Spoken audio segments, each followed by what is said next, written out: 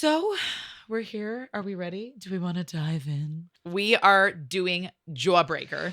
Yes, God. Jawbreaker. We had a movie in mind, and then we were like, no, we're doing Jawbreaker. Like, we're really letting these come in naturally, which I'm really here for. I'm here for it too. Because it's like, I don't know. I haven't thought about this. Actually, that's a lie. I do think about this movie probably twice a year. I don't know why, other than Sierra and I used to watch it a lot as kids, which now rewatching it, I was like, Mom, Dad, what? Insane. I was like, I can't believe absolutely insane behavior. But it did remind me that one time we were having a friend over and my parents were like, we want to watch Jawbreaker. My parents were like, maybe not when like so-and-so comes over. And in hindsight, I'm like, probably a sign that we probably also shouldn't have been watching it. I love your parents for that. My parents showed me the movie The Jerk when I was like 8. Have you ever seen that movie? No. Insane. I don't think so. Insane.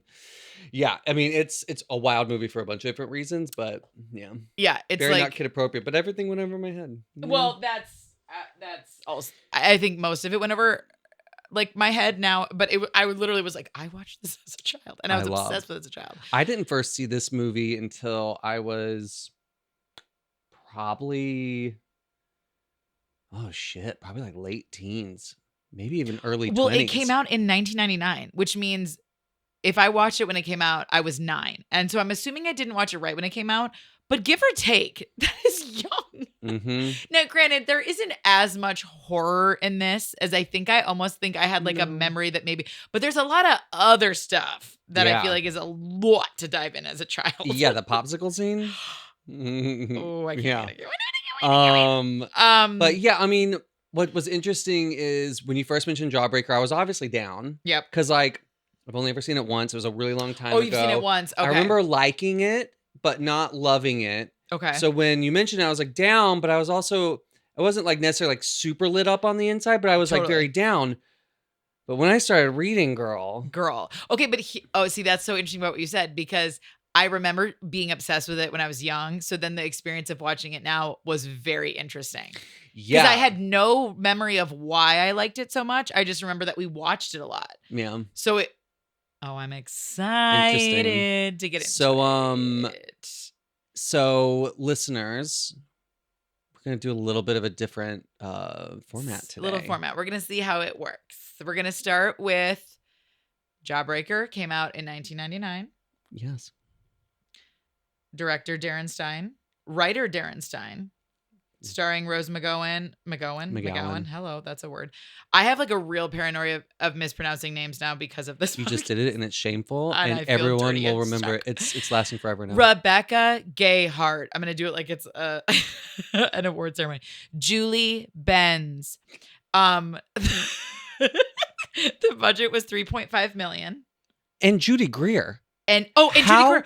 Dare Wait, you? no, you're right. I'm actually upset. I took this from. I'm upset. How dare you? No, I'm upset. The reason for the season, the moment, the icon, the legend, Judy Greer. The only reason we're even talking about this is Judy Greer. The only reason we're still alive as a society. I can't believe IMDb did her dirty like that, and I didn't catch it. Considering my notes about Judy Greer she's been carrying this industry on her back for decades. She legit has, and this movie reminded me of that. So yes, also. Fucking Judy girl, you too. I cannot believe that that's weird. Anyway, also side tangent. Judy Greer is a client where I work, and she's lovely beyond compare. She's incredible. She lives up to. I mean, you know what this is reminding me of? She's perfect. Normalize telling good stories about celebrities you meet, because Lord knows we get a lot of the perfect. Other.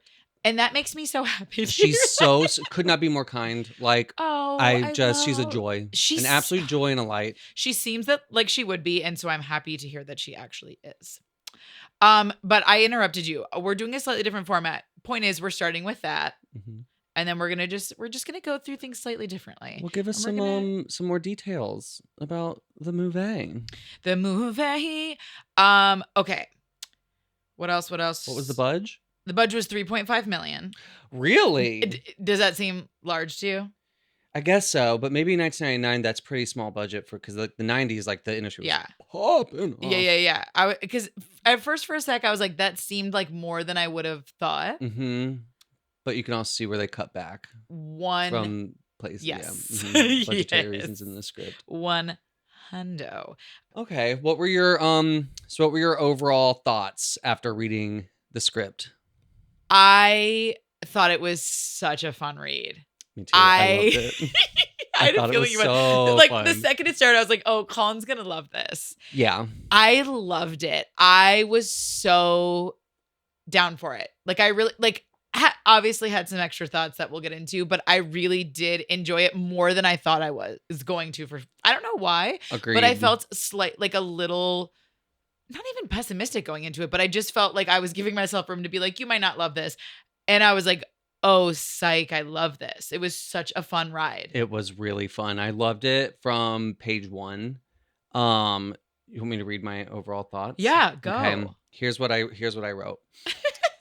I like that this is kind of It's so cute. Also, let me preface this first sentence. I do understand that Heather's was the OG for what I'm about to say. I know that. He's in the know. He's in the know. Which also, I think we need to do Heather's and Mean Girls and have this be a series of like, because Heather's led to this, this led to Mean Girls, both led to Mean Girls, really. But the answer is abso-fucking-lutely. Okay, so here were my overall thoughts after reading the script. I said, I like that this is kind of the postmodern response to the glossy and idealized teen movies of the 80s. The kids are not all right, and they're up to no good. Ooh! I love the exploration. I didn't know you were flexing today, Colin. You know, I love the exploration of high school teenage politics with Courtney as the maniac authoritarian who assumes power after overthrowing the previous ruler. The dialogue had such charm and character to it, but also flowed naturally in a way that people actually speak. At certain points. I will amend that a little bit. The writer describes things in the action that I thought only a director should typically add in, and it works so well. I did not know that the writer was the director, so that makes sense. Makes total sense. And we read a shooting script, so of course there's going to be a bit more of that direction in there. That's true. But it really, really, really, I agree. really worked. Totally Like agree. I wouldn't have taken out any of it. Worked so well. Great example of how this can really work when it feels like a natural extension of the genre and tone. The story structure is technically perfect to me.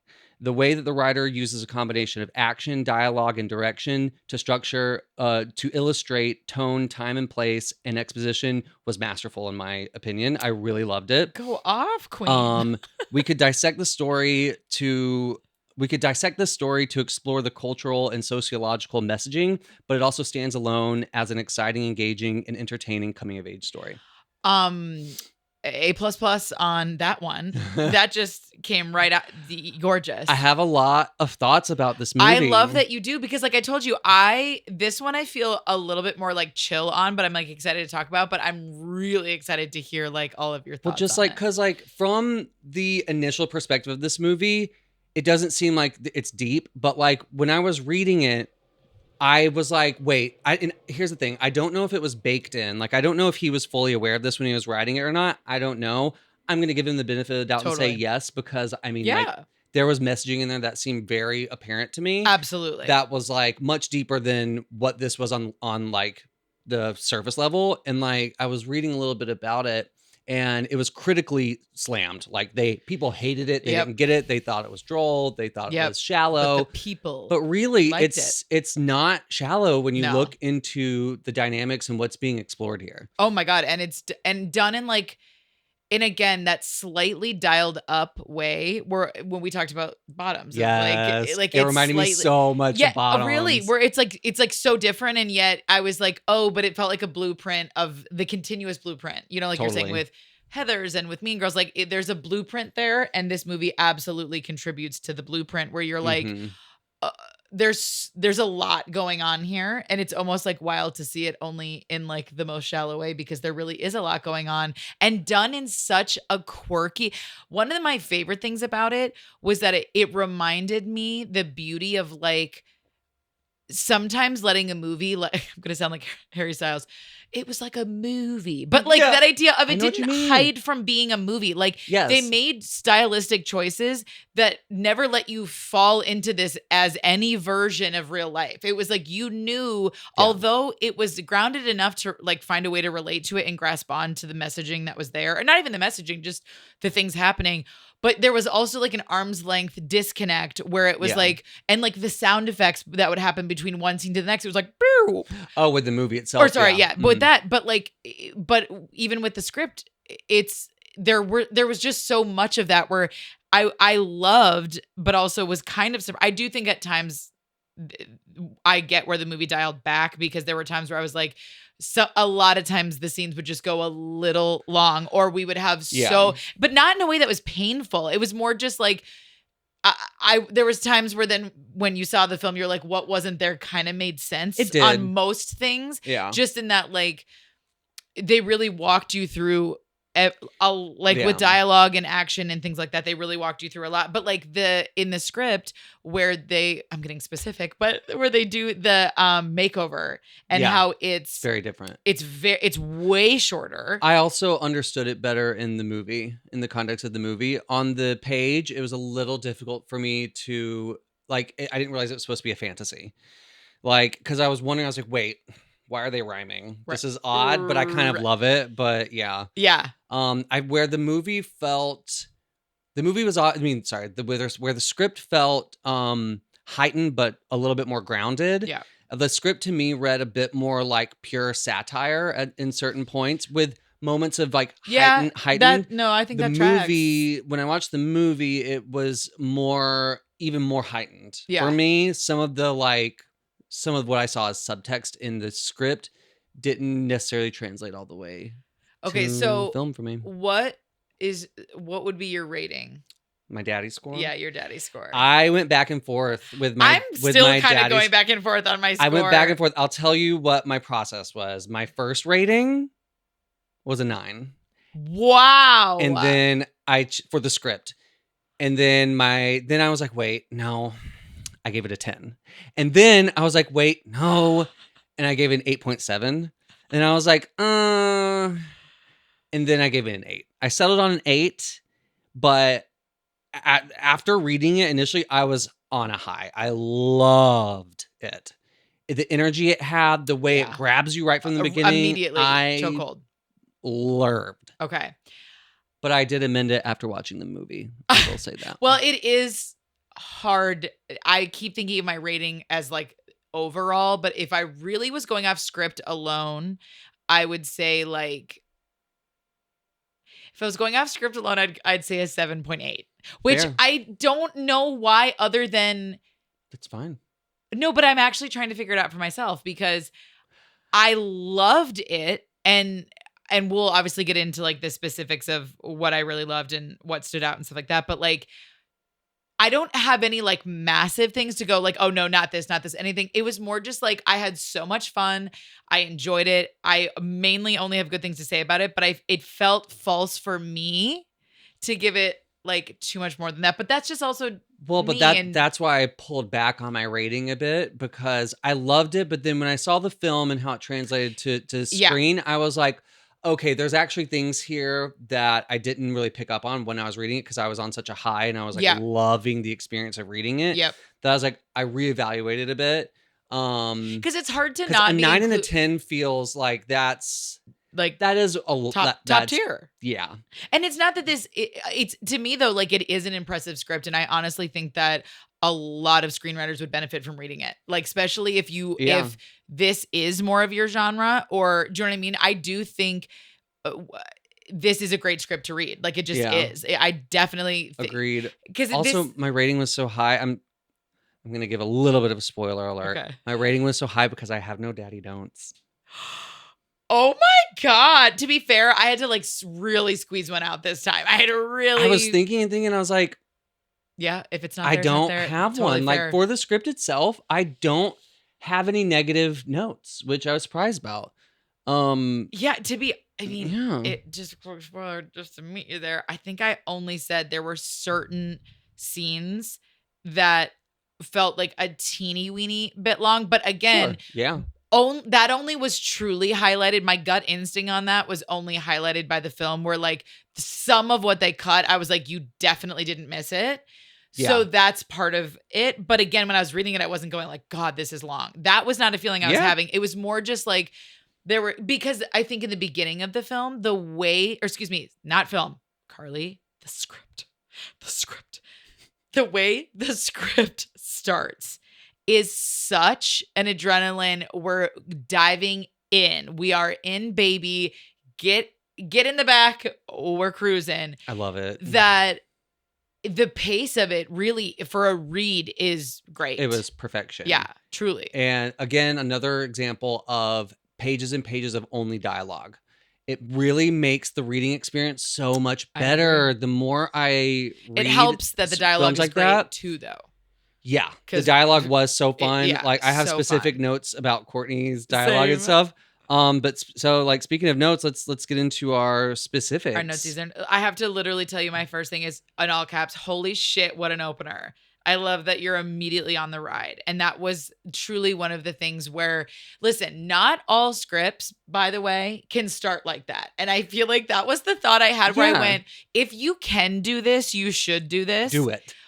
But a lot of stories can. And I see that like sometimes that really gets in the way for writers where it's like they feel this like deep, deep anxiety of like, I have to hit the ground running. And it's like, absolutely yes. But sometimes your story actually can't do that in a way like this script did, and that you have to find what that is for yours. But God, did they find it with this one. It was like, you're just, you immediately get a sense of what kind of girls these are. They are. And what kind of movie we're about to watch. 100%. Like their reaction to her being dead in the script when she goes, they see Liz like so dead. Like she's so dead in the back.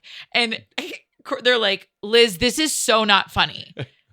And like, stop it. Stop it. Like they literally tease her when it's so clear she's dead. They're like, Liz, stop. Like, Liz, this is not funny. I literally laughed out loud. I was like, I loved it. Because again, immediately we know the tone of this film. These are the kind of girls that when met with this are going like they're immediately in such denial.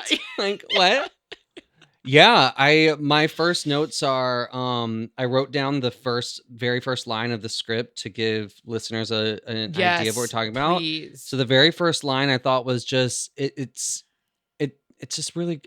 really good. It says, "Green grass glistening with dew, stillness, eerie silence. Suddenly, the sprinklers violently whir to life. Blades of water slice through the morning air." I love it. It's very evocative. I said, and for the first page in general, I said this might be one of the best first pages of a script I've ever read. Totally fair. Because it gets right into it. It does. And then like my third note was I said the perfect opening. The script gives you the tension and the setup within 3 pages. It's genius and so much fun. It's the perfect dark comedy. I completely agree. I feel like for like you were saying, like it works for certain stories and not for others, but with a story that's so heightened where the story engine is that they're figuring out what to do because they accidentally killed their best friend, get to it, baby. Get to it. Because it just really sets you up. And another thing I realize is that it makes you feel like you are experiencing this really with them as they are experiencing it. Like, what's going to happen next? Yes. How are we going to deal with this now? Thank you for saying that. You're just thrown into it. You nailed it. That was they're playing a prank and their friend fucking dies. Like, ugh. And again, it's like, once again, like what a genius concept. It's so simple, but then to amplify it, add in that we're in a world where these girls immediately almost don't miss a beat. And it's like, okay, so like we're very blasé. We have to figure don't freak out. And you're like, you're talking about your supposed best friend who is dead in your backseat. Like, which is perfect because it shows you like this isn't really real life. And like it gives you permission to kind of relax a bit and have fun with the fact that a teenage girl just got murdered. And that a part of by her best friends. Yes. And like, yes, I just loved it because I feel like because we were part of watching it happen in real time, like it just starts with them grabbing her and it's all happening. It felt like we as the viewer got to see what happened, but then very quickly observed that these are not trustworthy narrators. Yeah. So there was something that was kind of a genius setup which too. They play into with the false flashbacks. Yeah. I died. But like you were saying about like their dialogue when they first see her in the trunk dead. I wrote down part of the dialogue and I just went to the page right now. It's so funny. Courtney goes, "Liz, this is so not funny." You go, "Yeah, Liz, quit it." And Courtney shakes the body. "Liz. And Julie goes, "She's..." And then Courtney goes, "She's a bitch," and slaps the dead girl's face. I scream like she's like, again, crazy. I love it. It's perfect. Oh, there it's is so there is a certain part of like the real world where you could kind of see a teenage girl Yeah. reacting this way, like someone who's like, no, like who always gets their way kind of thing. I have Marcy. We killed our best friend Courtney. We killed Les. She's dead. Oh, wait. Maybe she's not dead. Maybe she's just in shock, like in a strange catatonic state where she can hear and see and breathe, but not move or speak. Oh my God, she probably hates us. And Courtney goes, my God, Marcy, she's dead. She doesn't hate you. She haunts you. We have to get out of here. Like, hello. Obsessed. And obsessed to die for lyrics. Then they like, what am I saying? later they open up the trunk again. She's even more progressed, like with the decay. And Marcy goes, oh my God, that is so not alive. Her tan is like desolate. What? The use of desolate too killed me. It's just the film really leans in. They lean in unapologetically. My favorite thing is when a film knows what it is, it plays into it, and it's like, this is what you're going to get. 100%. It's so fun. And Courtney's dialogue in particular really lifted off the page. Please remind me to then speak about that in the actual film, though. But Girl simpatico. Yep. This is when our brains are going. Courtney is an icon. She's in this script. I was like, dare I say, I might worship at the altar of Courtney for a moment, because what a well-written, like, she lifts off the page brilliantly. Like, even though in many ways she feels like not a real person, I immediately believed her as a person. Like, it was like, she's just nuts, but she has her eye on the fucking prize. Yeah. And if you stand in the way, you're literally going to die. Everyone's had a friend like that rules the roost, tells you what to do, and then they're like, scum sucking. I literally said all of Courtney's lines are iconic and quotable. Yes. But okay, we talked about this in another episode. I think we talked about it for Swingers. They all speak a similar language that makes the world that much more believable, despite the fact that it is heightened. They don't all speak the way Courtney does, though. No. I just, once again, thought that was so smart, that like Courtney speaks very distinctly. Yeah. Peachy fucking keen. Like, you could cover her character name and know if you read the dialogue if it was her. I would, also I think for Julie and for Marcy, but like I just thought it was once again so smart, where it was like they spoke similar to her, but not the same. But again, consistent enough that I was like, again, I like feel safe in this completely different world because all of these things are here. I love when they're trying to figure out what to do. So like, in the script, they're trying to figure out what to do. What are we gonna do with this body? And they like drive to a different area of town, and that's when they open up the trunk again. They see that she's dead. And she's like, oh no, she's so not alive. And then there's like a gardener there or something nearby, and they get pissed off. And Courtney goes, they get pissed off. She goes, God, you can't get any privacy on this godforsaken planet anymore. And Marcy goes, fucking overpopulation. Like, I love that they're blaming overpopulation for like them not having a good place to deal with their best friend's dead body that they killed. It's so good. It's so good. But again, such a commentary. But truly, like the one sequence I truly died for. Marcy, I think I can smell her through the back seat. Courtney flicks a vanilla flavored Christmas tree hanging from the rear view mirror. These things fade so fast. It's so good. I literally wrote, oh my God, like genius. It was so fun. It was so fun. And really given the nature of what it's about, made it that much crazier that it was so much fun, because you're like, this is a terrible thing that they made. It's great. So fun. I loved in the script, I liked the moment where she calls the school and acts like Marcy's mom and like references like this face, the like facelift that she got or whatever. Yeah, I thought it was so funny. Just like talking like when she talks like this, like with the tight thing. It's just, I know, it's so funny that didn't make it to the movie, which did make me sad. But then like also the character descriptions were really fun. Like with Fern Mayo, also that name. Judy Greer's character is named Fern Mayo. If you haven't seen Jawbreaker, first of all, what are you doing? Like, educate yourself. Second of all, the Fern is like this geeky girl at school, and the way that they describe her is as drab and freckled in a bad hand-me-down. Poor thing. It gives you everything you need to know immediately. Truly, and it's like, God bless her. I actually felt like they didn't have enough character descriptions in this, to be honest with you. Mm. The lead There girls weren't a whole have lot. very, very little said about honestly, That is almost true. all of them. Fern was one of the only ones that had like two discerning things that gave you a little bit of a vision of her physically. But I looked back twice and I was like, no, they really don't give much for the girls. And again, I've Guess so, realized yeah. it really is a pet peeve for me in the sense that like we already know that what you envision when you're writing and what will actually be cast could be night and day different. But for the sake of the reader, I continuously fall into scripts so much better Mm-hmm. when someone gives me something. Yeah. Not everything, Totally but fair. something. You do need a little bit of something. Yeah, and like I know I mentioned this before, but like some more like Craig Mazin and on script notes, like they talk. I mean, they're why am I forgetting the other one's name? John. Oh my god, brain fart. I'll think of it. I'll think of it in the middle of this, but can't. Please, script gods, forgive me for this. But they talk. They are both like very successful screenwriters, and they talk about all the time the importance of like a couple details. And I do think that's one of the changes we've leaned into in the screenwriting world that I like. That I'm like, I like that we encourage some. Again, you don't need to give me the whole damn thing. Yeah. But as the reading experience, I just You find do it need easier to it. tap in if you give me something. Yeah, that's a good point. I didn't, you know what? I thought there were more, but now thinking back on it, you're right. There weren't really a whole lot.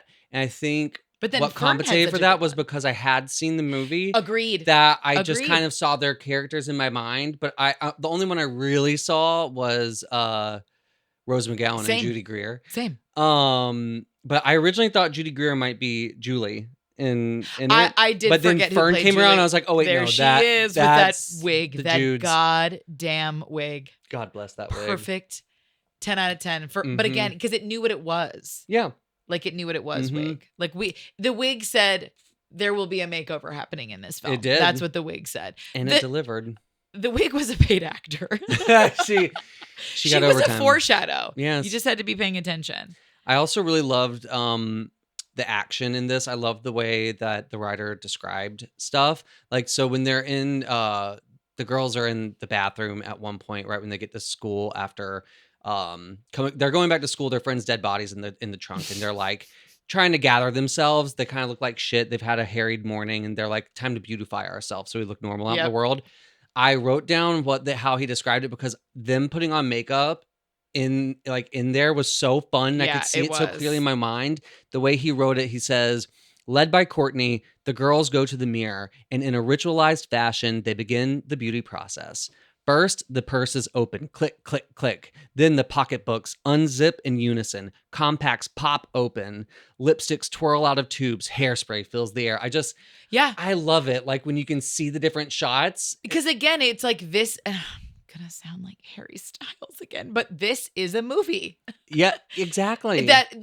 That description tells you. This is a movie where you want to be reminded that it's a movie because the subject matter could be very dark and overwhelming. But also the way it's handled is obviously so ridiculous and like satirical. But like, yeah, you don't want to kind of lose yourself in this. Like, oh, like the beauty of like, this is a slice of life kind of thing. Because it's not. Yeah, you're like, dear God, it's not. I hope it's not. Okay, so a part of this is in comparison to the film, but I'll save that part. I kind of kept going back and forth about and again, I don't even know that I disagree with their choice, but when I read it, I completely missed that Fern says hi to Julie and Julie says, oh, hi, Fern, in the bathroom. Mm-hmm. I missed that in the script. It was such a quick, like, whatever, that I missed that when it got to the point where like Julie is looking at old photos and she holds up like an old one of her and Fern in 4th grade and then like called her. At first I was like, well, that feels out of nowhere. It did. But then when I watched the movie, she says hi and she says, hi, Fern. So it is in the film. And then I looked back and it is actually in the script. It just it happened so quickly that it then made that moment in the script. I was like, wait, what? Like, it felt a little bit A to B to me. That was one of the only moments I think I felt that way, where it felt like this is a vehicle. I see that. I picked up on that, but like I was like I like overlooked it so easily because I was having so much fun. But like looking back on it, like talking about it now, like it was pretty random. Yeah. Okay. And yeah. it also, like, I mean, it adds a bit of heart, but like I felt like, I don't know, it kind of read better on the page to me than Yeah. when it translated to film. Um, did you? I loved the way. So when they're in when they're in school, we see the different girls in 3 different classes, Yes. and Oh my God. the home ec sequence. Marcy's in home ec, and they're like learning how to crack eggs into a bowl, and everyone cracks their eggs, and then Marcy cracks her eggs, and it's like this blood red yolk, and like this goth girl across the way is like, "Oh, cool, you got a stillborn," and then the action right after that, I died for, because like it doesn't even translate to the movie very No, well, it but like doesn't. I had the this same is like one of thought. those things that's like just for the reader Yeah. that I Yep. love, when I you can agree. just service the reader. Yep. It says Marcy pierces Satan's yolk with her pencil, veins of red streak down the side of her bowl. Like Satan's yolk, like But the genius of that is, died. again, that's like the craft part where you go, it speaks to the tone of the film. That's not for nothing, and that's not cheating. That it speaks to the tone of the film. Yes. It's not just him like getting poetic with a description. Yeah. It It's actually, like we're having fun with this. we're having fun with this, and it contributes to this, again, slightly askew experience that you're having with this film, where he Yeah. constantly is reminding you this is a movie. This exists in this like artistic plane. And so like it, to me, that every time he would do that in the script, it just helped me further feel the tone of the film. Yeah. Which he did so well with dialogue, but the action absolutely supported it. I have so many like action notes. Like at one point, like Courtney's boyfriend pushes her up against the wall and like makes out with her. In the script, it says Dane violently pins her against the wall, smothering her with teenage libido. Obsessed. Yeah. So good. So good. It's so good. A collective groan for good action. Yeah. So good. I loved Courtney and Dane's weird ass hookup scene. I was like, this is so fucking weird. It felt really ahead of its time, actually. It really felt ahead of its time. Like it was so odd and uncomfortable, but like once again felt fully in line with the film. Well, yeah, that's like that scene in particular really points through to like what I picked up on, like with some of the themes of Courtney and like authoritarianism and, you know, covering shit up, and like just she's such a narcissist, and like the power dynamics in that scene are so odd, where like if you really think about it, that scene adds nothing to the story. You're right. It's just there for her to have this power play over her boyfriend, and so that she likes to assert her dominance over people and, you know, utilize her wilds against them. Do you think that perhaps if we were to entertain that it was there for a purpose, it would be to further make it that much more believable later on when we find out that she like had sex on Liz's bed? That shit was crazy, which I didn't fully understand that when I read the script. I didn't either. And then watching the but movie, it's I was also like, oh, wait, but that it's makes also sense. because it's different. I looked back. Okay. They shifted a lot of things in that area that was way more clear in the film than it was in the script. A lot of it was in the script, but like I can't explain it. They like shifted things around. I know what you're saying. Yeah. That it was a lot more on the nose in the film, almost to the point where I was like, we didn't need it spelled out that much. Not with the flashbacks. I like that. But in the script, I'm just curious if like that scene was there to show that this is who this woman is. It's not just about women. So. It's like, this is who this woman is, but also she's got a kink. She's got some stuff that it made it that much more believable that she's not that like, if you're into kink, you would then like have sex with a creepy dude on your dead friend's bed. Not trying to indicate that, but I'm saying like they were showing that she had an appetite for kind of interesting situations that made it more believable. Not that this movie needed you to feel like it was more believable, but it did make it more believable that she went and did that with the dude from the bar, knowing that she's kind of, even in her own choice, like with her boyfriend. I don't know. Yeah, for me, the scene with the boyfriend plays into the theme of exploring power dynamics that is very apparent throughout this film, and like how the few lead the many, and how they often like, it's kind of this idea of like elites and them controlling the environment Yeah. of everyone else Yep. around them and who's underneath them, quote unquote. Yep. And like this idea that, that she knows she wields power and that she's willing to use it and do whatever it takes. Whatever it takes. Yep. So the following scene, it does play into that, where like she is willing to do whatever it takes to save her ass, even, to the extent of fucking some random and like maybe guy. liking it though. Like actually in the film, the guy has the worst fake mustache do that I you thought know was who that is? hilarious. Who is that? That's Marilyn Manson. I saw that he had a cameo in it, but I didn't realize. Marilyn fucking disgusting ass Manson. I'm sorry, he has a terrifying face. He is an absolutely terrifying face. The man was such a skis. I literally looked at the screen and I went, oh my God, that's a young Marilyn Manson. I loved the choice of using like a Party City fake mustache though. I thought that was really funny. That was funny. And kind of like but a wink wink. I honestly don't even know if I fully know why? Maybe that's where Rose McGowan met Marilyn Manson. No, they were trivia, were they already were together? And we all know how fucked up that situation was. Yeah. God bless Rose McGowan. I mean, I have to read this line that Fern said because I literally was like, I almost want to frame this. It was such fun fucking dialogue. And it felt, what I loved about this writer is that I felt like he just gave himself permission to just like do it the way he wanted to do it. And that's a huge assumption. But like Fern, when being questioned, I'd sit there staring at her from behind. Oh, yeah. She has this cluster of beauty marks on the back of her neck. And I know this sounds weird, but they were in the most fascinating pattern. It was like a puzzle waiting to be solved, a Rubik's Cube, an uncharted constellation. So that's what I did. I sat there staring at the back of her neck, connecting the dots.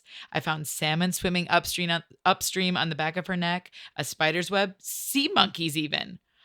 I was like, sweet little obsessed. baby lesbian. Like sweet little baby lesbian. But what a great line of dialogue. And she of course delivered it like a queen. But like, even if she hadn't, I was like, I love popped. It was this again, my These elbows. These chairs, listen, they're cute, but they're made. I still don't know if they're meant to withstand the full weight of someone, maybe not, but also you're just a wee little bitty baby boy. So this chair needs to not be made of straw. I don't know. Oh my God. No, but yeah, it was so good. Like I just loved it because like Fern, I think Courtney's dialogue was so distinct, and then Fern was also very distinct as well. She was. Fern was. I really loved her, and I loved Fern's arc into Violet. Like I loved it. I loved it on the page. I loved it even more seeing Judy Greer do it. I liked it even more in the film. I agree. It was so good. Here's another line of action. I have so many action lines that I just, because listeners, as you may or may not already know, I'm an action girly. I love action. And I'm a dialogue girly. Action's my favorite thing to write. I love it. But I thought this was such a brilliant way to use this turn of phrase that we've heard before in different contexts. So after Fern admits, so Fern takes the dead girl's homework home because they fake call her out of school. She takes it home, and Fern's going upstairs to try and find Liz while Courtney, Julie, and Marcy are upstairs posing Liz's body to look like she was raped and murdered, which is crazy. So dark. So dark. In the context of the movie, hilarious. That's what, but again, that's what's so crazy about that time is like weirdly the movie pulls it off. Because the beginning of the movie sets so you up wild. that we can joke about this. 100%. We're not supposed to take this seriously. It's an exploration of power dynamics. 100%. But anyway, so Fern admits to them that, so like Courtney interrogates Fern because they catch her outside the door, and she's like, "What did you hear? What'd you hear, Fern?" And so Fern finally admits that she overheard Courtney saying that she killed Liz. And there's a line of action that says, after Fern says that, it says, Courtney flashes a shit-eating grin. And I was like, that phrase used in that moment where like, it's like, she's so satisfied that now she's like, well, now I have a reason to go after this bitch. And like, I thought that was so brilliant to use a cliche like that in a different context. I was like, this is... I completely inspired. Agree. It's so fun. It felt like fearless writing, honestly. Yes, it did. It did in a way that I don't know if this movie would be made like this now. It probably wouldn't. Hard no. Yeah, true. And I don't even know why not that's even a a little bit, question. which makes me kind of sad. Again, like there's you could pick it apart culturally right now without a doubt, but for the time and like being able to go back and watch it, like I'm glad that it exists as is. One thing that was in the script that was in the movie, but like it wasn't done the same way, but it literally made me like guffaw, like reading it, was Courtney wipes the lipstick off her lips and smears it over Marcy's face. I was like, what is It's that such even? So weird, but it was so nuts that like you and I have talked about like those things that stick out to you, like what you think about later, like in As Above, So Below, the faces, like eating the tojies or whatever. I know what it you like mean. stuck with you. It was so fucking weird that I was actually disappointed that they like barely did it in the movie because it's so again, demeaning. It's so demeaning. It speaks to Courtney's character, and it's so also deeply. so bizarre. Like what it like it's like assault in a way, but in this really bizarre way. It like shows I loved it, and I was so sad that it wasn't. That's why I loved it, because fully, Courtney is nuts. a fucking authoritarian dictator. Like she's insane, and I fucking love it. Like she's the most fun character to read on the page. Oh, by leaps and bounds. So the scene where so their friend Julie defects from the group because Julie's like, we need to tell the cops. What a Courtney and Marcy word for that. Yes. Courtney and Marcy are like sticking to their plan of like just gaslighting everyone into thinking that, you know, their best friend was raped and murdered. And Julie's like, this is not right. So anyway, they ostracize Julie, and the next day at school, they go, they ostracize Julie, they give Fern a makeover into Violet, and the spelling is nuts. Genius. And then everyone just also assumes that like Fern never existed, which is hilarious. And they never even have to deal with it until later. Later they kind of address it, but I love that everyone just immediately is like, totally new girl, totally new queen. But so they're walking through the lunchroom, and Courtney sees Julie sitting at a different table than they usually sit at. And I don't think this dialogue made it to the film, but I wrote it down because I love the way Courtney says this. So they're walking through, and Courtney gasps, and Marcy goes, what is it? And Courtney says, no, it's too luscious. And Marcy says, what? Tell me. She goes, I can't. Let me save her. And Marcy's like, tell me. And they look over to see Julie sitting with like the goth kids. Her saying, no, it's too luscious. I know. It's perfect. I'm obsessed. But it's so I literally remember that because I had the exact same thought, but also too, then in the movie when you literally cut to her, like Julie's still dressed totally prep, and she's just sitting there like eek in with her pastels with her flipped hair. It was God. Also in that scene, I loved when they sit. So Courtney, Marcy, and Violet, aka Fern, sit at a table, and Fern pulls out her sack lunch, and Courtney she's like, is disgusted. She's livid. If I get a zit from this, I swear to God, I was like makes her throw the bag on the floor, and in the script, she kicks it away with her high heels, and that didn't make it to the film, but I loved that. I know. That, like, she's so disgusted. But I also loved too that she was like, we're not anorexic. It wasn't about that. Eat. We eat. We don't eat here because we don't want to give anyone ammo against us to make fun of us of what we eat. Or think about digestion. I was like, but again, the brilliance of that dialogue is like, that is her inner monologue. Is like, that's how she thinks. She's like, we're not eating because we want people to, we're not like, okay. I don't poop not eating, or pee or fart. Yeah, like none of that happens. You can eat at home. Actually, we want you to eat at home. We don't want you to be anorexic, but you're not doing it here. Like that's, I love that he went into her why, because I feel like traditionally we're not eating because we're trying we're trying to be skinny or but like with this, it was so much more like the controlling the narrative, like you said, very authoritative. She imposes what she does in her life upon everyone, and it's get with it or you're out. Oh yeah, even to the point where like the people, when she ostracizes Julie, she goes so far as to be like, no one will remember you, no one knows you. And in the script, they don't. Everyone kind of, which is funny, and it's very heightened because obviously that wouldn't happen, but it plays into this greater narrative that she will do whatever, even like erasing people, which I'm pretty sure there's like communist leaders and shit that did that, where like they would like erase people from the record, just to control the narrative. And that's why like there's so much brilliant subtext here that gets lost, even at first watching it. But I agree. And I do wonder, was that baked in? Was this in his mind when he wrote this? Or was it just like, because these are classic dynamics I feel that I think could come through subconsciously. I was just going to say, conscious or not, it is part of it because that's what it's provoking when you watch it. Yeah. Which means that like there are those themes to it. I don't know if that was like the driving force, but either way, it came out in it. That's true. It is baked in because it's fucking there. That's what I mean. Like, yeah. It's just there. Yeah. It's like whether you believe in it or not, it's there. Oh my God, the character description for Detective Cruz was so random. I couldn't even really place it in my mind. But it says, Courtney sits across from Detective Cruz, a Caucasian Grace Jones, which like is so hilarious. Like, because obviously I can picture Grace Jones, but I'm like, it's like a bald, like, and then also beautifully, not in any way. It was just such funny. A funny description. And that interrogation scene was really funny on the page. I liked the way Courtney's dialogue when she's explaining why she didn't call. So at first in the interrogations, Detective Cruz asks all the girls, "Are you the one that called and said that Liz is sick that day?" Which Courtney's the one that did it, but of course Courtney's going to gaslight the detective and tell her she didn't. And when she's asking, "Oh well, why? Like your friend didn't show up to school. Why wouldn't you call your friend to see if she's okay?"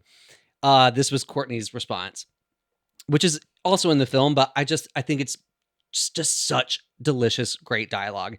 She says, it's the almond joy or mounds thing. Sometimes you feel like a nut, sometimes you don't. I figured she slept in. If my parents were out of town, I would too. I could have cut school to take the day off with Liz. Almond joys got nuts, mounds don't. Where it's kind of like a non-answer answer. 100%. Where it's like, what? I understand the comparison you're making here, but like, also, what did you actually just say? It's just, but like a distraction, like technique, like it's all there. Oh man, it's really there even more than I realized now that you're pointing it out. And then when Julie's sitting down to be interrogated, they go off on this whole tangent with the Jawbreaker, which is on screen, but I liked it better on the page because the way it was written. I wrote that down too. It says okay, so the interrogator, the Detective Cruz, pulls out a Jawbreaker and she's like, "Have you ever seen one of these?" She sucks it's so weird. And Julie's like, "No." And then like she like is, puts the Jawbreaker on the table or whatever. Anyway, it says Julie stares at the Jawbreaker, becomes hypnotized by it, loses her sense of self, of space. Through Julie's delirious POV, we move over the surface of the Jawbreaker in extreme close-up, like a satellite skimming the surface of a planet. Brightly colored hills and valleys, jagged edges, a foreign, terrifying landscape. Retro, stylized 50s footage, children sucking on Jawbreakers, fumbling, cavorting, teasing, aggravating. Cruz's voice echoes in the caverns of Julie's delusion. Like, so good. Girl, I do think though that even if you preferred it in the script, I actually thought that they captured that pretty well in the film. They did. Better than I thought they could have because it felt so on the pagey, but like I remember thinking like, oh, they kind of pulled that montage off pretty well. Yeah. Pretty well. Okay, so do we want to do Daddy Doos? Yeah.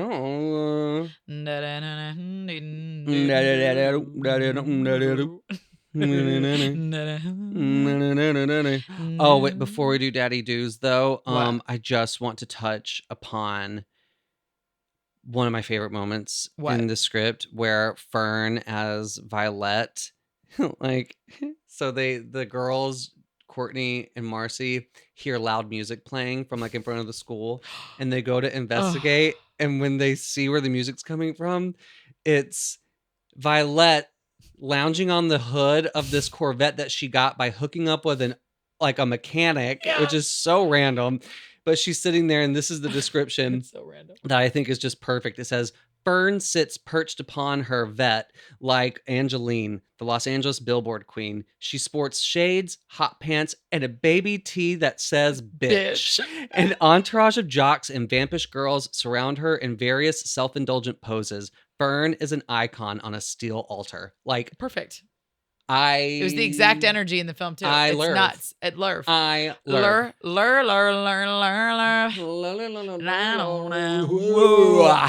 Okay, let's get into Daddy Do. Yours are gonna be a lot more articulate and gorgeous. My main things were that the world truly lifts off the page immediately. It starts late, it ends early often.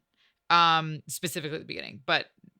And I know that semi goes against what I was saying about some of the scenes being long, but it wasn't even that they were long. I think sometimes they just for instance, like one of the examples I was thinking of was in the script, like when the parents come home and see Liz dead, like they walk you through the entire them getting home, them looking for her, Yeah. them calling to her, then them seeing her. In the movie, it was 1 second. They were just like Yeah. Liz, and then they'd made a different choice anyway. That it was things like that where it was like, it wasn't that the scenes were too long per se. It was more just like sometimes they filled in gaps that they didn't need to. But anyway, overall, it felt like I just immediately fell in love with the world, and then it lifted off immediately. And I loved that I was just immediately thrown in. And I loved that it wasn't afraid to be unique and force you to just exist in a strange world.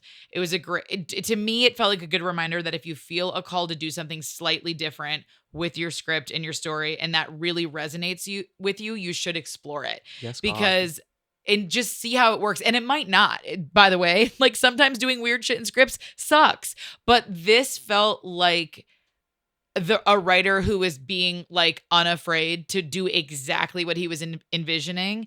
And it made the read so fun and so experiential. I really felt like I was like on a ride with them. And I feel like some things in the script that were particularly quirky didn't all make it to the screen, but the feeling you got while reading a lot of the choices that he put in there definitely remained. And I really loved that. And then lastly, just the dialogue.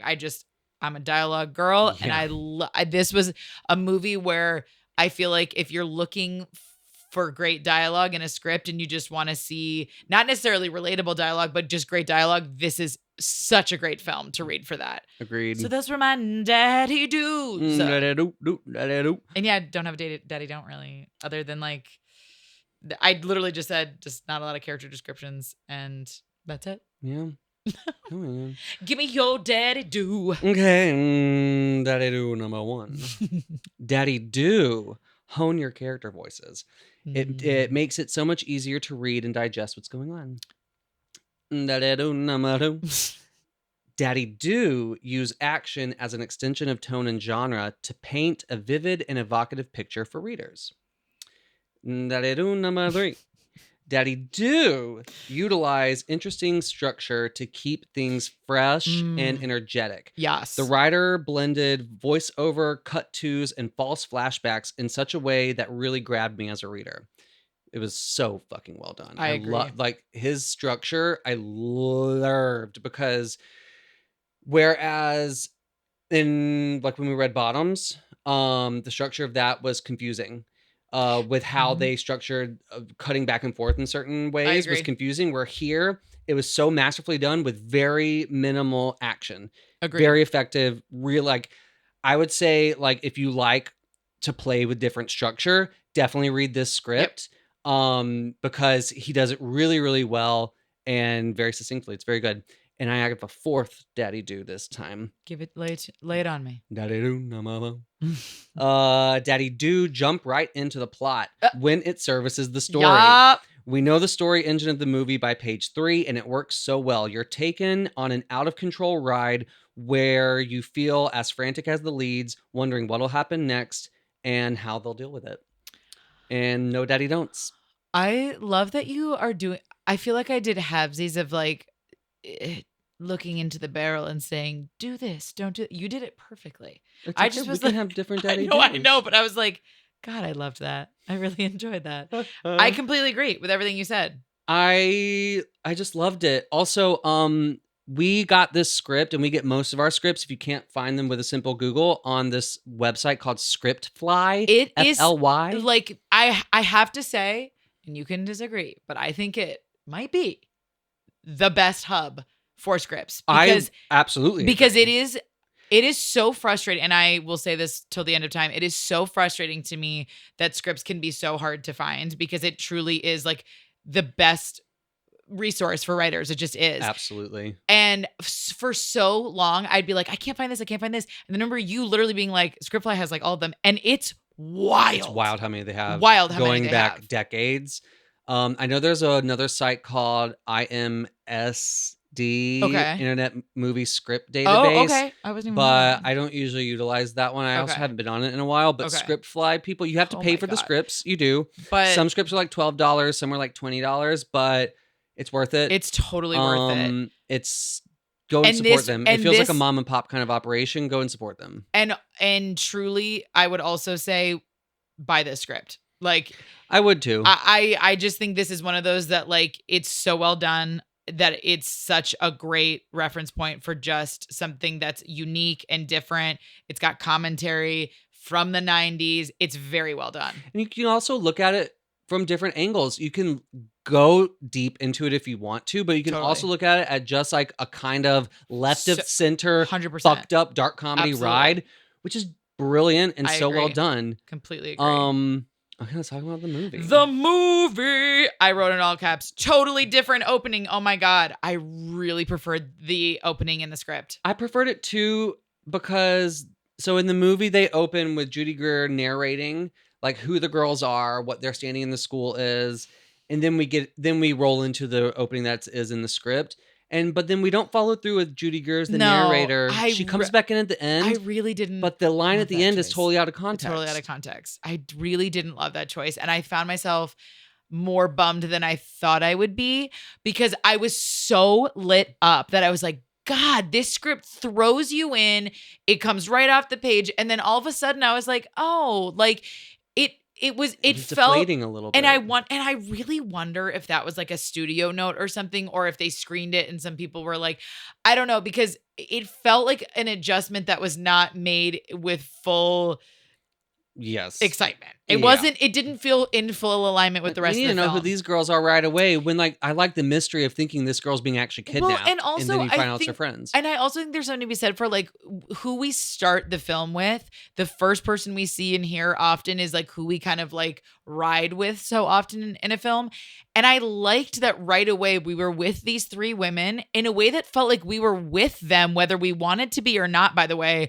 We're with them. We know what happened. We're an accomplice, so we got to see what happens here. Yeah. Whereas this version with Fern being at the center and narrating it and speaking about them almost as if they were all dead, which they aren't. I don't know if that was also a choice. Like it was almost like they were the bubble, like in a way where I was like, it felt, now I'm going to play the Harry Styles the other way. It felt like a movie, but not in the way that not in the fun way that I felt like the script had. The script had this unique, this is a movie. That felt like a studio note that was like, you need to make this more clear or like soften it. People are dumb, make it obvious. Yeah. Like, yeah. I was really there was a lot of charm that was lost, but I feel the exact same way. Overall, I remember liking the movie when I first saw it. Not liking as much as like other people because there's people who it's such a cult classic. People love this movie. People like ride for this movie. They do. I gave it 6.7 out of 10 daddies for the movie. I liked the experience of reading the script a lot more. I'm gonna be uncute and say same rating. Yeah. I found myself not disappointed, that's way too strong of a word, but I felt like the script was such an experience, and I felt like the movie was didn't go as far. It didn't match the scrip's freak. Yeah, it did. It did in certain ways. Yeah, but then in other ways it kind of didn't, and yes. I wrote this is my overall take.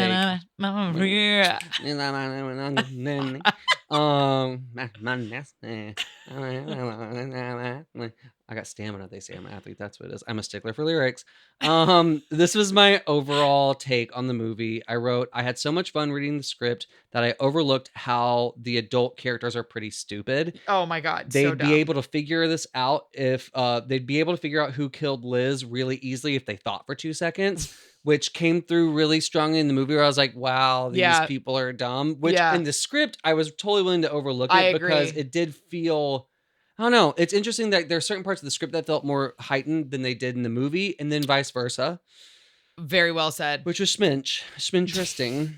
I said, but also I don't really think that matters because the film is a fun and ridiculous exploration of power dynamics and how the few exploit the many. Eventually being overthrown by an outcast former member of the ruling class, which I thought that Ooh, just yeah. those interesting kind Yep. of, Yep. almost pseudo political kind of Totally. takes, seen through high school dynamics, is always really fun to me. I think agree. that's why, particularly with high school movies, there's tropes that most high school movies hit, like the slow motion walking down this thing, like these, being friends with someone, then them becoming your enemy, those classic things that you go through in adolescence that always works in a film, even when it's not maybe done to the level of like a Mean Girls or something. Yeah. But still always effective. And then my last thing, I said the script felt a bit smarter and had a little bit more heart, but overall the film is very enjoyable.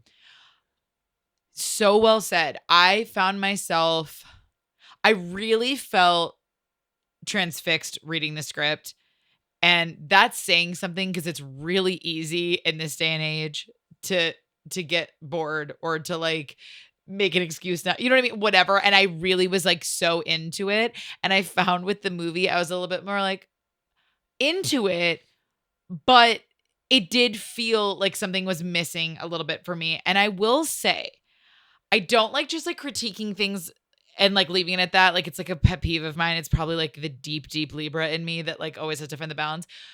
It's not that I thought that Rose McGowan. Yeah. Okay. I was like, I'm going to always stutter before her name because I was afraid I'm going to say it wrong, and she deserves my respect. She played it so much more subdued than I imagined it. And I found myself wishing that it was a little bit more cranked up. It felt sometimes like, it's like, when someone sees a dog, they're walking a dog and you're like, is that dog walking them or are they walking the dog? Sometimes it felt like the lines were like, eating her alive. Like it felt on the page, I bought in, even when the dialogue was long, it's like arguably maybe a little too long. It was so like sharp and unique and weird and authoritative that I like bought in. Whereas like in the delivery, there were times where it felt like, almost too grounded. Where it felt like it was like she was just getting the words out of her mouth. And I was like, I wanted a little bit more of like crazy behind the eyes. I wanted a little bit more layered crazy going on. And it felt just a little bit too like I'm just effortlessly saying these things. So that bummed me out a little bit. It felt a wee flat for me in that sense. Yeah.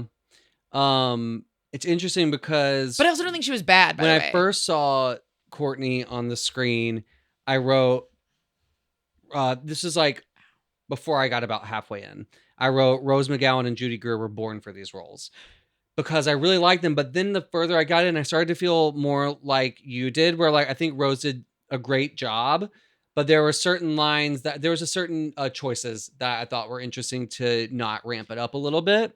Which maybe was to make her feel maybe more cold and calculating like she is, but I don't know. I don't know, speculation, but I agree with you. I also am curious. I should like look it up how old she was, because I also think too, like it might sound silly to say this, but it's kind of a brave role to play, in that like you really have to like step into.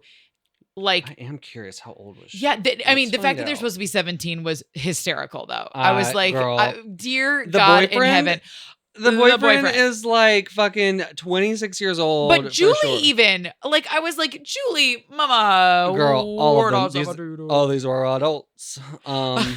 So it came out in 99, so it was probably filmed in 98. Let's see when Rose McGowan was born. I love this. I love this for us. Yeah, I think that I understand why, like, I don't know why it could have been a challenging role to play. Like there's a lot going on there. There's a lot you got to pull off. And so I had that in the back of my mind, but there was a part of me that was like, I wonder how I would experience this if there was someone who just was, or even if she had just like heightened, just hit it a little harder. I know what you mean. I wanted layers. 25. Yeah, playing 17. Yeah, it was interesting. There's also one of my one thing about the movie that kind of took me out of it a little bit, where the script okay, so I love the script so much. Obviously, we've talked about that. One part about the movie that kind of took me out of it, that led me to this slightly lower score, is where the film felt kind of smart and satire. There are moments that came off as too cartoonish for me. Like, there's a moment where he sticks his tongue out at Courtney, as Rose McGowan's character, in the school, and he goes, flicks his tongue. But in the movie, it's like, wah, wah, wah, wah, wah, and does like this cartoonish thing. Yep. I Then didn't you mentioned earlier, yeah. like when we switched to different Yep. scenes, it's like a swoosh or something like that, where like that kind of tone did not come through in the No, script. Like no. the script felt much more sharp, and that kind of cheapened it a little bit for Yeah. me, where I think like if this script was made these days, it would have a much sharper sensibility. Like Yeah. Bottoms really plays into that well. It's sharp, it's fresh, even more ridiculous than this movie is with yeah. with the tone. But like, I would actually love to see this. Like, if we could remake this exact script and Yeah. have like a Rachel Sennett and stuff in it. Oh my God! Or like, could you imagine Ao as Julie? I would, but or Oh as my God. Fern. Oh my God! I would die. This It's is so us pitching good. redo this. Oh my or God. not redo, remake. Rachel Sennett and Do Ao it, Deborah, ladies. just give us more things together. But also, yes, maybe this.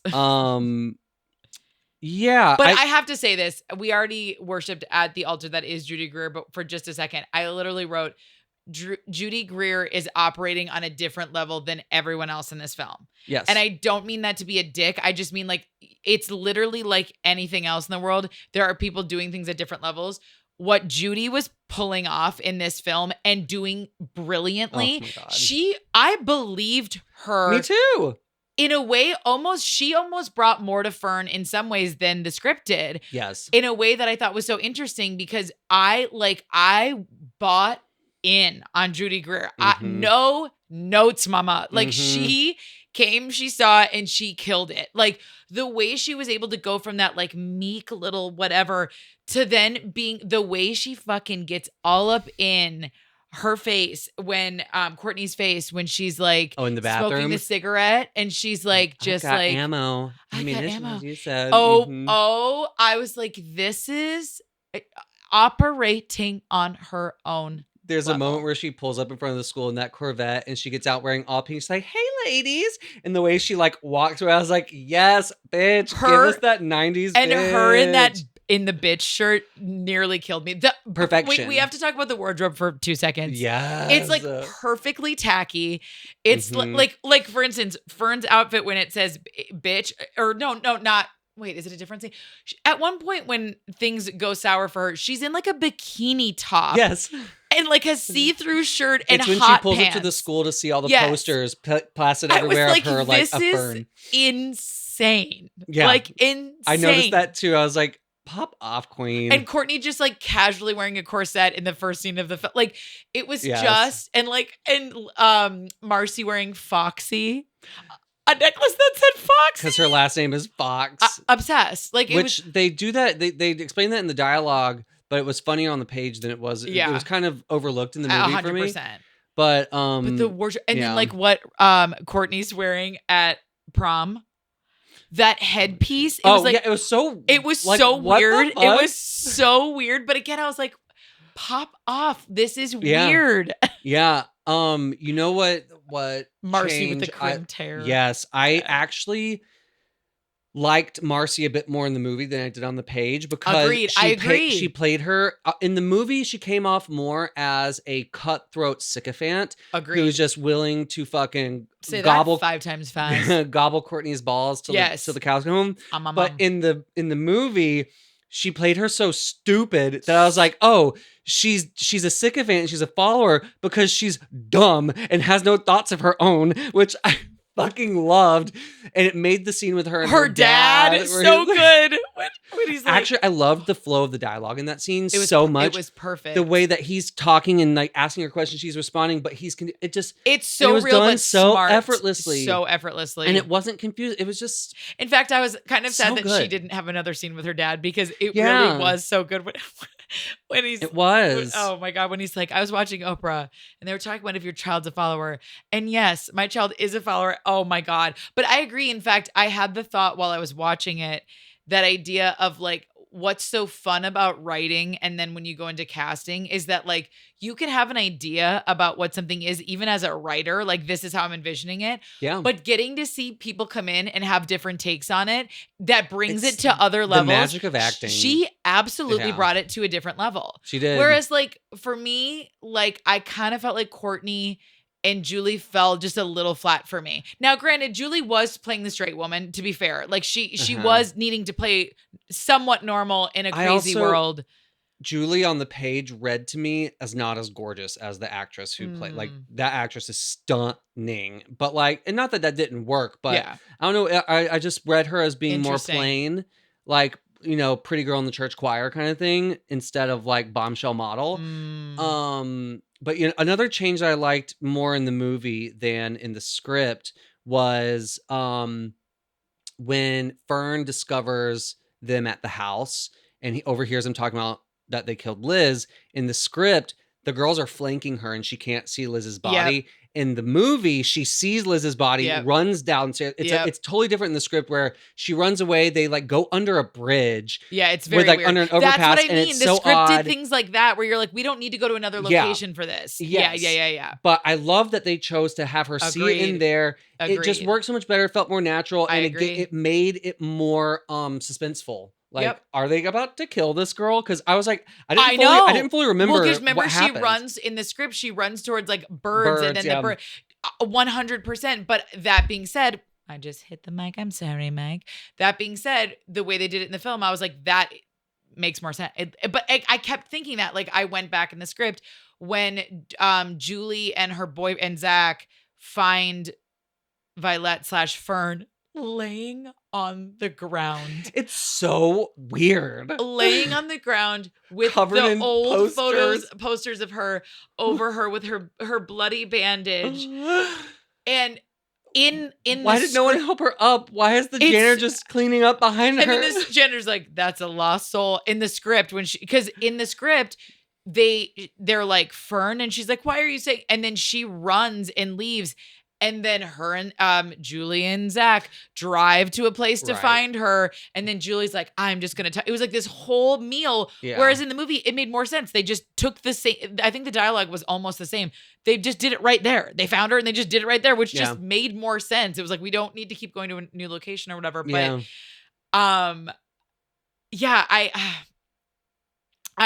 but another one, like I mentioned earlier, the different reveal of Liz, how Liz's parents find her dead. How in the film they did all that like dramatic, like you're seeing the forensics and the or not the forensics. I guess it was just the cops, or maybe it was a little bit both. Yeah, but like the big lights, like they made such a different choice that I didn't mind. I didn't feel like I lost anything with that. But one thing that I didn't love, again, that they changed in the film was in the script when Julie goes outside and kind of is just reflecting and remembering Liz. She has a flashback of them in the pool, holding their breaths or their breath and then coming up. And it was like, it was a sweet moment that made you care more. And in the movie, it was like a sexy moment. In the moment, it was like, in the movie, she's like nipped out, like staring into the barrel of the camera, all wet, and I was like, what? Like I missed. I was like, oh no, I think we still could have been true to this and let us see that this friendship went that deep for her, and it's messing with her the way it should mess with someone. Yeah, that's where we see the 90s gender politics come into play. So. We're like, we could show them as little girls bonding, or we could show her with hard nips in a pool. We could do that. I just remembered one thing that I loved in the script. That was an element of using straight up direction, which like is generally kind of a no-no. Yeah. When it comes to screenwriting, is like let the director call the shots of what certain things are going to be. Yeah. Like you're not supposed to call shots or like even really say pan over to something technically. Yeah. But this is a use of it where it makes sense. The writer was the director and this was the shooting script. Totally. So of course that'd be in there, but I loved this because I'd never really seen this in a script before. So Courtney's walking down the hallway in school. And then Detective Cruz comes out of the doorway, and it says, just then, the door to Miss Sherwood's office opens. Cruz emerges. Her eyes lock with Courtney's. Everything slows down for a moment. Even Courtney's voice slows when she says, Marcy likes a nice round ass, don't you, Marcy? But it's written with ellipses between each word. And I've never really seen that in a script where, I mean, obviously I've seen things called like where it's like slow-mo or whatever. Yeah. But I just thought that was so evocative. It I painted agree. like I could see it so clearly, and I was like, what an interesting use of calling shots essentially in agree. this, and I thought it really worked. I totally agree. But yeah, I loved the change from we killed Liz to I killed Liz with Courtney. yes, I did think that was it was better, way especially better. using the recording as the gotcha at the end. Agreed. That was one of the things that I wrote down. That was the biggest change that I thought worked in the script. The cops bust into the prom and they Which take I didn't her. mind. I didn't mind, but then when you see the film, you go, it felt so much more truthful that what would kill her more than anything? Her peers turning on her. Yeah. That would kill her way more than the cops coming and then people by nature then turning on her. But the fact that people heard her in her own voice, you could tell the wheels were going in her head. How can I spin this? There's no way I can spin this. Yeah. She lost them and she lost them for good. And that shot they did of her while she's going through it and the way she's pulling at her face, I preferred that so much to the script, but only after having seen, I thought I liked the ending of the script, but then seeing it in the movie, I was like, no, this actually does feel more truthful to what would kill her. What would break this woman is her peers turning on her. We didn't need the cops. We didn't need any of that shit. So I really liked that change. Yeah, I liked that too. I felt like neutral skewing positive to it in the movie. When I read the script, I did really like the ending, but the more I thought about the ending in the movie in like the context of like this whole like, here we go again, exploration of power dynamics and her being like an authoritarian and stuff, this kind of idea that like when you have someone who is exerting this kind of control in mass over people, like she rules the school literally, and people just fall in line to whatever Courtney says. And in the film, it kind of comes off as people enjoy it, like people still like Courtney, but like, hear me waxing poetic here, or waxing philosophical rather, that like people will do what a dictator's saying in the moment. And some of them may even like the kind of change that that's bringing because they agree with what the dictator is doing. But then as soon as someone gives them permission to, skewer the dictator, everyone turns on her. And it's like, bah, bah, bah. It's kind of like this idea of like the subjected classes kind of getting their revenge.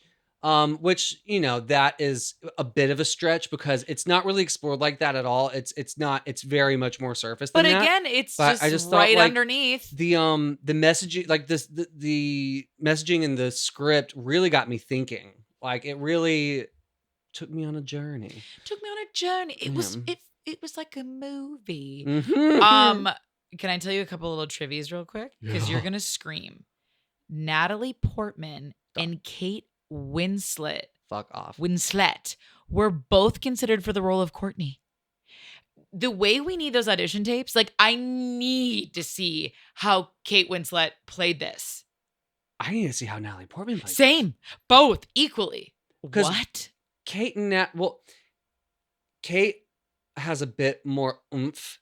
I think a bit more like, what's the word I'm looking for? Not grit, but I don't know. Kate could play kind of bitchy more than I could see Natalie. Natalie feels like a bit softer to me.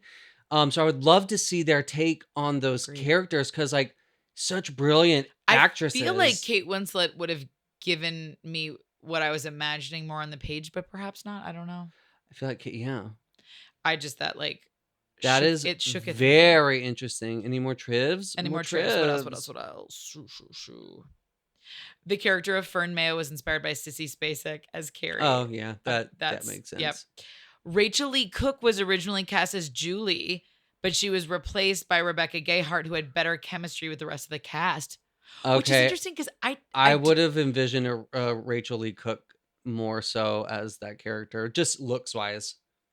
I think she's gorgeous, but And she is gorgeous, but like I feel like energy wise, she would have been more what you were describing, yeah. which is like the church going girl type thing, which Rebecca Gayheart does not really give off. Yeah. She is kind of cool. She does give off cool girl, Mhm. beautiful girl, like that. It was more of like the internal thing when she's saying to Zach, like, no, I've never felt like one of them. Yeah. You only could learn that from her saying that, because observing them, you're like, you fit entirely into this. Yeah. What else? Oh, the actress who played Liz Purr really was a teen dream. She won Miss Teen USA in 1993, although she had a troubled home life and was placed in foster care the following year at age 17. Holy shit! Aw.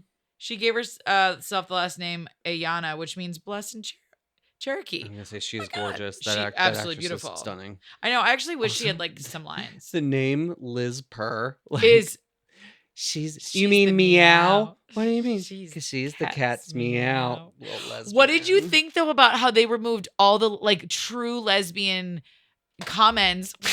I'm dead. I these chairs. In the script, they hit it over and over and over again about Fern being a lesbian, and they barely scratch at it in the movie in comparison. And what's interesting is I mean, me as a gay man, obviously I'm a little bit more sensitive to certain things. Like there's other scripts we've read from like this time period that have gay stuff in it that didn't really have any place in the script other than like making jabs at gay people. Yeah. But for this script, when I was reading it, maybe it's just because, but also I loved that other script I'm talking about too, just as much. Yeah. In certain ways, even more. Where when I was reading it, I kind of felt like, given that Courtney and these other girls are awful people, it kind of made sense that they'd be making these gay jokes and stuff. Yeah. But yeah, they did take. There's like a couple instances of it, but it's more like banter between the smaller I characters kind of like. I mean, I don't know why I kind of enjoyed it in the script. I was like, I it did just too. kind of. It was calling out. Yeah, the hypocrisy. It's just like I don't know. It just was interesting. Okay, so you talked about Heather's. This is a quote from the writer Darren. Heather's screenwriter Daniel Waters thought I was ripping him off. I was clearly inspired by it, but the only thing that's similar about the two films is that there are 3 high school bitches in murder. Heather's is really about Winona Ryder and Christian Slater's love story, and this you have a devious girl who's running the show. Yeah, I agree. It's clearly inspired by. I think they're pretty different. Just like Mean Girls is clearly inspired by both of them, but also stands on its own. 100%. Rose McGowan said, oh my God, I keep saying your name wrong. Rose! Scalding female anger isn't something we're generally allowed to express on screen or in life unless it's attached to a man. Ooh, ooh. Get it, girl. Coming in hot with those takes, baby. She said her performance as the cruel and manipulative Courtney Shane was inspired by Jean Tierney's portrayal of Ellen Barrett Harland in Leave Her to Heaven. The character is so obsessive about her husband that she watches his disabled brother drown in order to keep hubby to herself. Oh my God. I want to watch this movie now. They have a clip from it. We have to watch it after. Oh my God. Rose McGowan's real tattoo of herself is shown and built into Courtney's character. Is that a tattoo of herself? I did wonder. I was like, that's a big tat she has on her back. Of herself? I die. She said in real life, Judy Greer is more like Violet than Fern. Oh my God. I love it. Oh my God. Okay. This is the last quote I'm going to read. Judy, she said, I thought it was such a big deal to get a movie, but I wasn't overwhelmed with nerves or anything. It was my first job in Los Angeles. Pop off, queen. And I just thought of it as work. I really didn't think it was anything special while we were shooting it, but when I saw the final product, I knew it was really good. I was so proud of it. I thought it looked beautiful. It just had the right amount of sexy pop culture fun to it. I do think it's quite special. That was her first. We as a society do not give Judy Greer the flowers she deserves. No. And it's sick and twisted and disgusting. And this is now officially a Judy Greer stan account. So from here on out, Judy Greer and Judy Greer films. But no, I mean she's an American treasure. She's an American treasure. The rest of the trivia is like meh. Yeah. But yeah, so like I feel good. I feel great. This is wow. Wow. I feel great. Wow. You feel I good? feel excellent. I feel incredible. I'm ecstatic. I've never felt better in my life. I'm so excited. I'm going to go jump off a bridge right now. Yeah. Yeah, you're going to follow me? I'm so excited. I'm going to go puke. So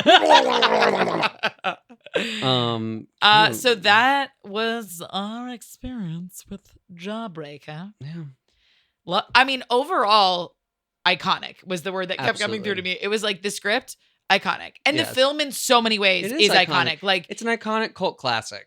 And also, I just want to say, remain so. The other thought I had was like, you know, the reason we're doing this podcast is because we fucking love screenwriting and we love writing. Mm-hmm. And so I don't think it's necessarily, I think I was like, we've had a couple where we both were like really lit up about the script and then like a little bit more subdued with the movie. And at first I was feeling like weird about that. But then I was like, but it also really speaks to the craft of screenwriting. Mm-hmm. And in the sense that like, those scripts that we read are what got the film made. Yeah. And you never know what something's going to turn into and all that stuff.